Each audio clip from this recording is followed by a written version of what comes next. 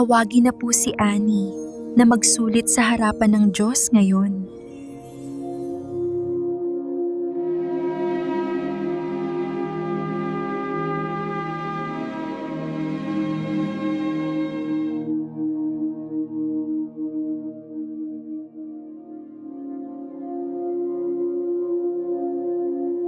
Ani, ano ang aking dahilan kung bakit kailangan kitang papasukin sa kaharian ng aking langit?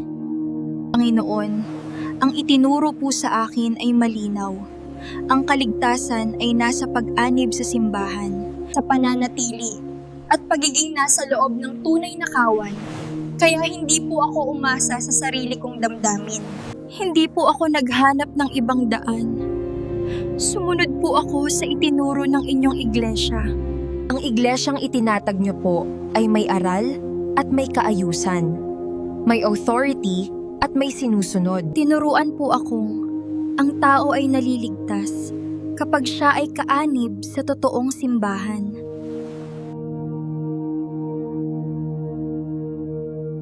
At sino naman ako sa simbahan na iyong sinasabi?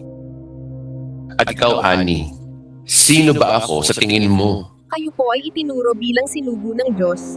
Bagamat kayo ay tao at hindi ang mismong Diyos, kayo ang tunaw na tagapamagitan. Po ang aking tinanggap. Ito po ang aking pinaniwalaan. Dito po ako nanatili hanggang sa aking kamatayan. Narinig ko ang iyong katapatan sa iglesia. Ngunit ang tanong, Ani, kung wala ka nang maipakitang tamang ginawa, pagsunod, o ang iyong pag-anib sa simbahan, kanino ka kumapit? Hindi po ako nag-alinlangan. Dahil malinaw ang aral sa loob ng simbahan ito. Nakita ko ang iyong katapatan sa simbahang sinabi mong itinuro sa iyo na galing daw sa akin. At nakita ko na wala kang iniwan sa itinuro sa iyo. Ani, alam ko ang iyong pagsunod. At nakita ko ang iyong katapatan. Ngunit may dalawang bagay na pinanghawakan mo na kailangan mong ipagsulit sa akin ngayon. Tinanong kita kanina kung bakit mo inaasahang papasukin kita dito sa langit. At ang sinagot mo ay, ikaw ay kaanib ng isang simbahan na ako ang nagtatag. Kung ang kaligtasan ay pag-anib sa isang simbahan, ano ang silbi ng pagkamatay ko sa krus? Sana hindi na lang ako namatay sa krus. Kung pag-anib sa isang simbahan ang kaligtasan nyo, kung ang kaligtasan ay base sa pag-anib sa isang simbahan, kanino napunta ang dugo na binuhos ko sa mga taong hindi member ng isang simbahan? Tapos ang itinuro sa iyo ay pintuan, ngunit hindi ako ang daan. Daan sana para sa iyong kaligtasan. Panginoon, hindi ko alam. Akala ko po ay ang pag-anib ay sapat na. Hindi ko na malayang direktang sa inyo po pala ako dapat umangkas. Pangalawa, ang sinabi mong ako ay tao lamang. Isang sinugo. Isang tagapamagitan. Kung tao lamang ako, Ani, kanino mo ipagkakatiwala ang kaluluwa mo? Sa tao rin ba? Walang taong makapagliligtas ng tao kung ang tagapamagitan mismo ay hindi Diyos, na siyang mag-uugnay sa makasalanang tao at banal na Diyos ng langit at ng lupa. Ang taong namamatay ay hindi sapat.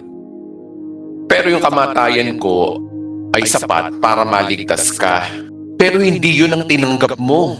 Hindi ako, kundi simbahan, kundi relihiyon.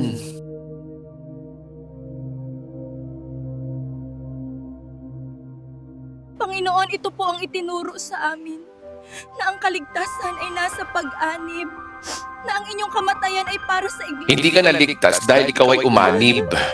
Hindi rin ako dumating para ituro kung paano ka aanib. Hindi pag-anib ang dahilan ng iyong kaligtasan. Nakalimutan mo, nasa akin ang tunay na kaligtasan. Panginoon, bakit sa tono ng pananalita nyo, tila yatang parang di ako maliligtas? Kung ang pag-anib ay hindi paraan ng kaligtasan, saan ako nagkamali, Panginoon? Gabriel, buksan ang aklat ng buhay. Wala po ang pangalan niya dito, Panginoon.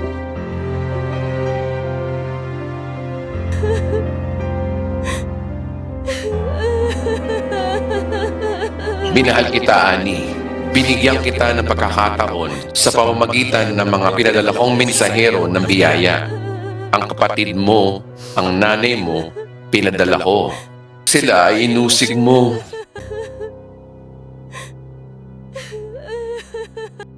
At lagi mong sinasabi na ang tunay na iglesia ay makapagliligtas. At hindi sapat ang pananampalataya lamang sa akin.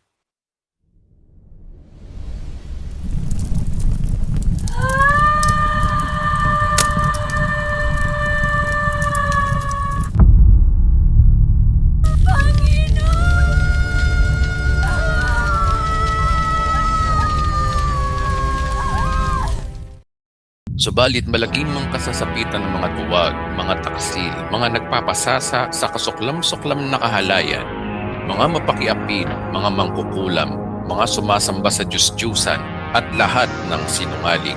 Sila'y bubulid sa lawa na naglalagablab na asupre na siyang pangalawang kamatayan.